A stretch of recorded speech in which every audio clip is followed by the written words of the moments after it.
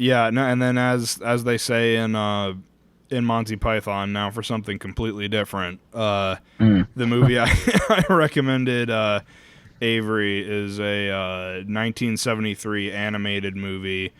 I'm not gonna try and pronounce the French title, but the American version is called Fantastic Planet. I was trying to think of because just purely going off of the like your art and the fact that you're a graphic designer, I was trying to think man, what's a really a movie that I could recommend that has a very strong visual style to it that's not really like anything else, and that I settled on this one, but I didn't really think about it until after I recommended it. I was like, man, this is kind of like a really out there movie, so yes. I hope it's not too I don't know, I hope that I don't do to him what Velocipaster did to me in the first few minutes. But so I guess what did you think of? Well, actually, I'll give a quick summary. So, Fantastic Planet is a like I said, it's a 1973 French animated movie.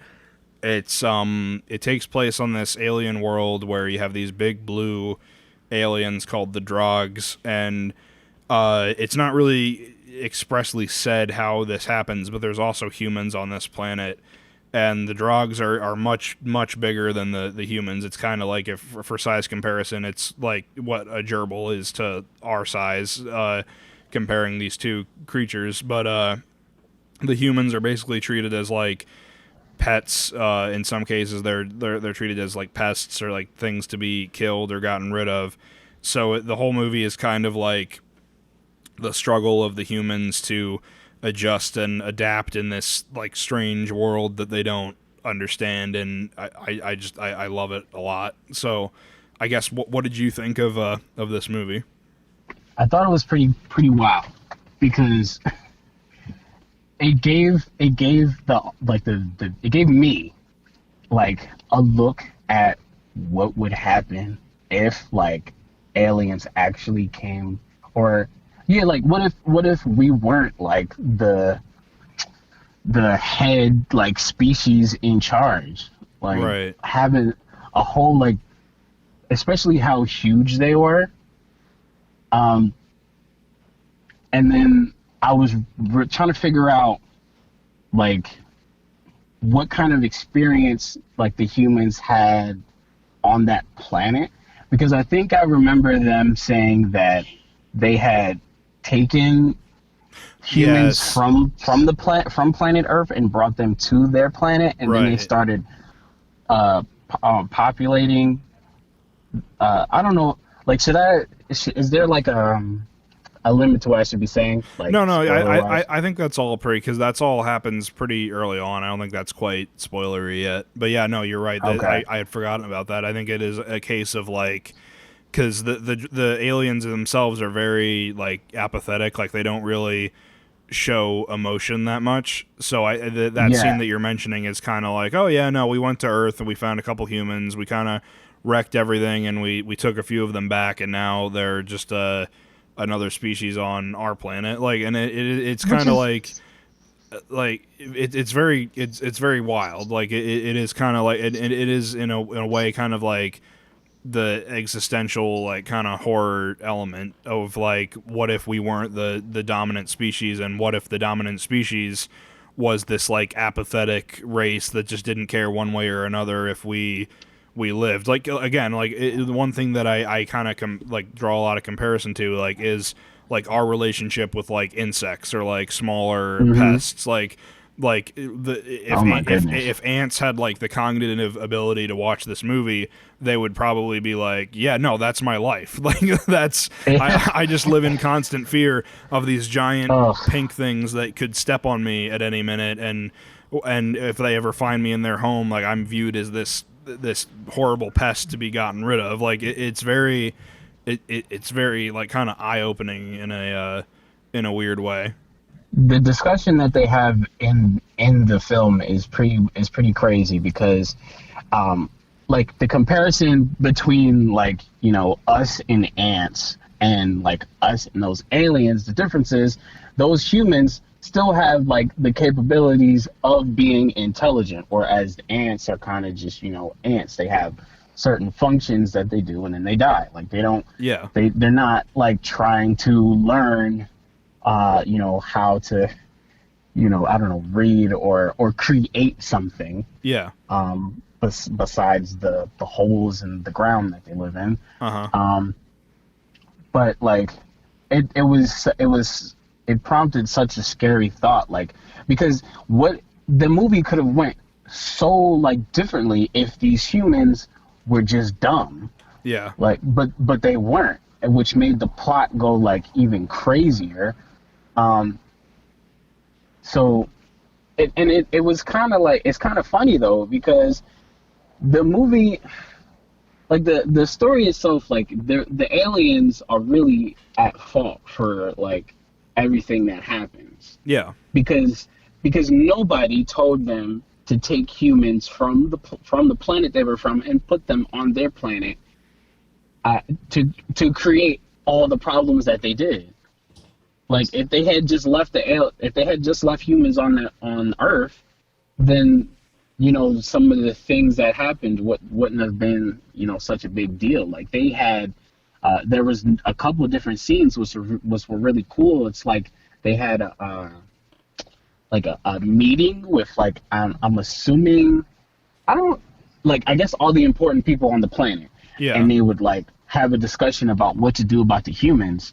But it's like, y'all brought them there in the first place, and why wouldn't y'all like keep them in some like controlled area? Yeah. Like they were just spread around. But like, I guess just to go on another tangent, like I don't remember the artist's name, but like humans and those blue aliens aside, the world, crazy. Yeah. Like one of the things that will probably stick with me the most out of anything in that film was this creature that was like, it looked like it was in a cage. Right. Yeah. And it would attract these other creatures that could fly. And then so they would land on, I guess, its branches or limbs that acted as branches. Yeah. And then it would just violently shake the crap out of the creature and then throw a slam on the ground. Like, I'm sorry. No, that's okay. But and it would laugh. Yeah. It would laugh. And then the camera like zoomed out and you could see like how huge it is. How huge it is, and then like all the birds that it's done that to. Right. First of all, I'm like, okay, the bird is stupid because clearly it doesn't see or it doesn't care about all its dead brethren underneath this violent creature. And then like just to think about what kind of like mindset this creature has. Yeah. It's literally torturing and killing animals for pleasure. It's not even eating these animals. And all of this happens in like 5 seconds, and then it goes on to the next thing. I'm like, no, can we come back to this creature? Because like, that's what I really love about that movie, is because like it's like you said, there's a lot of like really subtle world building that you get like by just looking at the background, or like a couple throwaway lines, and the fact that it is so short, it kind of that it is its benefit, is that it doesn't really have the time to dwell too much on like why things are the way they are, kind of, and like it's not necessarily a horror movie, but like you said, it like the fact that there isn't really much of an explanation, it kind of lends itself to that these kind of scary ideas of like not understanding what's happening. But then like again, just going back to like the whole idea of recontextualizing stuff that happens in the movie, it makes you wonder like if aliens landed and they were as small and helpless as the humans in this movie are, and they saw something like a Venus flytrap, would they like that's the reaction that you have to that thing, just like throwing birds and stuff on the ground, is probably on par with like something that doesn't know anything about life on this planet. That's probably how it would react, seeing something like a flower, like a Venus flytrap, like eating flies or whatever. The other scene that I like to mention is when the main human character Tear, like he gets out of, he's like a pet for a while in the beginning of the movie, and he escapes the room and he sees four of the adult drogs, and they're just kind of sitting, and they do this weird thing that's never really explained, where like their bodies kind of like melt and like transform and merge, and like they change color and they go into these different forms or whatever. And then the Tiwa, the like the, I guess like the teenaged or like younger drog comes in and sees that, and then the adults like immediately snap out and are like, oh yeah, no, sorry, we didn't mean for you to see that. But it's never explained what happens. But then again, it makes you think like a gerbil or like a dog or a cat, or like if you have a pet on par with that, just kind of like chilling in your living room, and you install like this new TV and suddenly turn it on, and it's the first time that animal's ever seen something like a TV. It has no way to like comprehend what's happening. It just knows what it's seeing. So it makes it's very, very strange. It takes like these very abstract concepts, and it makes you experience them in a way that you wouldn't have had otherwise, which I really, really like about that movie. Yeah, that stuff was pretty wild. It had a lot of cool ideas too, like the learning device that the Tiwa had. Just being able to like sit and listen to somebody give you a lesson, and then the lesson just stays in your mind permanently. That was pretty cool. But yeah, like it was just like a lot of little things like that really made that movie like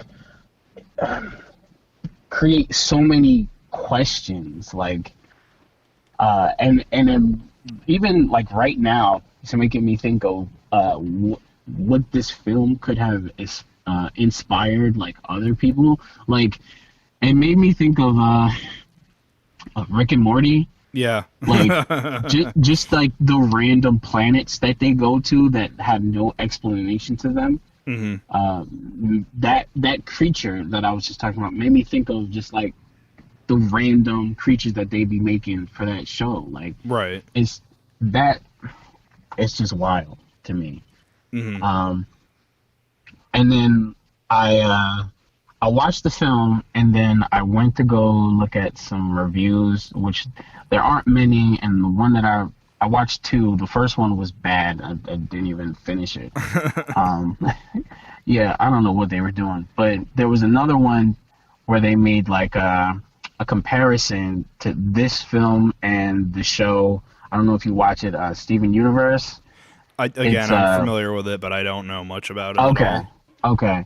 So there's an episode where they have it's called The Zoo, and it's literally the main character goes to this other planet, and the planet has humans, and they're in this garden, and they're only being given like specific knowledge about things, and they have like a specific like mating time, and they're all just kept in this place that these aliens who are huge, and they call it the zoo. And it was really crazy how heavily inspired that looked compared to Fantastic Planets, and how the humans mate in that in the park. Yeah. And that's another thing too, like that I didn't really pick up on until I saw it this time, is like you kind of touched on it a little bit, where it's like they're all kind of spread out, but like the fact that a lot of the movie is kind of spent like with like the humans who are like so tiny. There's a line later in the movie where it's like, we need to get out of the park, and then you realize like this whole movie has taken place in like such a small, like relatively small area. It's kind of like mind-boggling. Like, oh man, like if this is just one part of this like giant world, like what else is going on? And that is one thing that I do very much appreciate about the movie, is that it doesn't waste too much time explaining like the way things are. It relies on like its visual style to explain like, here's what this world is like, and here's here's the struggles of the humans, or ohms as they're called, Mm-hmm. and it just does a great job of making you understand like the dangers and the struggles of the situation without having to have people like explain it to one another. And I feel like a lesser movie would have had like maybe like the main guy tear, like the main human, like he escapes into the wild, and you maybe have like a 10-minute scene where like that girl he runs into explains like, here's how we live outside of the wall, and here's all of our like everything that we do. It's different than your like that never really happens. They just kind of meet, and he goes in, and like you like see visually like, here's how they resolve things, and here's their struggles. There's never really there's never like dialogue explanations as to like what's happening or why, and I think that makes it more of a powerful experience, because it forces you to like try and comprehend a lot of things that are, in the case of like the drogs, are kind of like incomprehensible. Like that scene where they're all like merging, or the the different technologies and stuff that they have, and like the different like shots of like their bedrooms or whatever, where it's like you have this like big pit in the middle, and that you find out like that's just their bed, like they just curl up in that and go to sleep. Like it's so strange. Did you? Yeah, and then like her leg merges with her other leg, like yeah. There's so many things that happen so like subtly that you're like, what? Yeah. and they just keep going. Like this is just the world that we're in, accepted. Like, and just how like simplistic everything is too. Mm-hmm. It was pretty dope. Like the drogs are lived in this like very minimalist world. Right. But I think like the movie itself, for me, it really gives you like, it makes you appreciate like how life is right now in the present, as a human being, because who knows like what we do if aliens actually did like just abduct us and take them to their planet just because, and take us to, just because like that's wild. Yeah. I guess going into spoilers, like the only thing that I really have seen like complaints about that I kind of wanted to get your opinion on was a lot of the negative, or not like a lot, but like some of the negative things that I've heard said about this movie is that it ends very abruptly. Did you kind of get that feeling at all, or did that not really bother you? No, actually, I think the ending kind of surprised me. On it, like, it probably shouldn't have surprised me, but it did. Like, because the way it ends, it's like, I guess, you know what? I know what you're saying, because the drogs are like having meetings every time something happens, and then like the humans are trying to escape. They escape from the park, but in doing so, they end up killing one of the drogs because he starts killing them. Yeah. Like because they're pests to the drogs. Mm-hmm. And then like they start getting all the technology, and then they find some abandoned, like they conveniently find some abandoned metal factory or something, and they create rockets. So it does feel a little abrupt, but I think for the sake of the type of movie that it is, I think it worked. I think it worked fine, because there's already so many questions being created within the first 30 minutes of the film. And then it's like there's a specific story that is being told, and I think that it does a good enough job throughout the film to get its point across.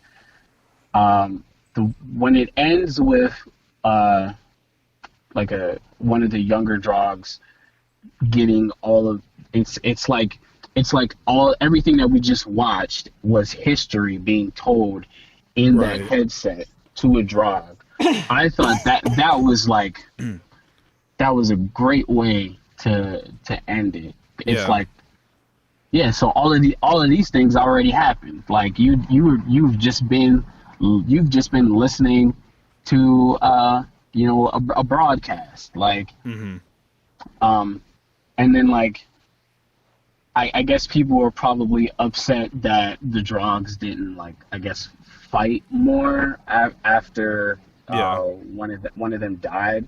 But like these drugs are clearly intelligent beings. Yeah. So the only reason that the humans attacked is because the drugs sent all of those like pest control things to kill them all.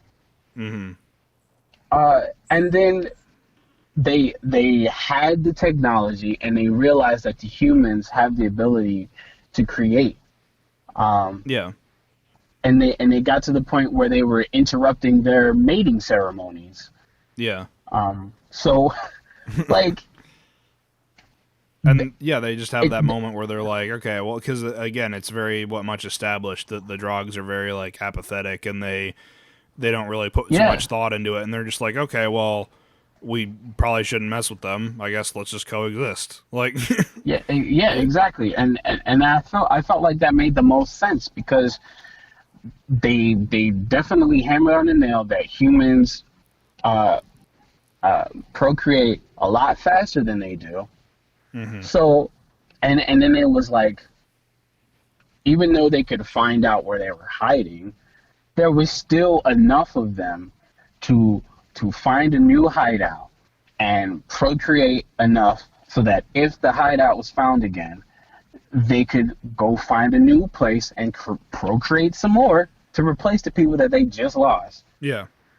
So, and then they would probably make more rockets to interfere with their mating ceremonies. If they can't procreate, if they can't do their mating ceremony, then they're just gonna constantly be at a disadvantage. Mm-hmm. So it made sense to me. I wasn't mad at the ending at all, but I do understand that like it did feel a little like a little rushed. Yeah, I guess like the last like two things that I really wanted to touch on, I kind of mentioned earlier. Like it is a very visually very interesting. We keep on saying like visually interesting movie. It's very strange, like because I definitely wouldn't call this a kids movie. Like if you tried to put this on for like the same demographic that like really enjoys like Frozen or Tangled or whatever, they would have a bad time.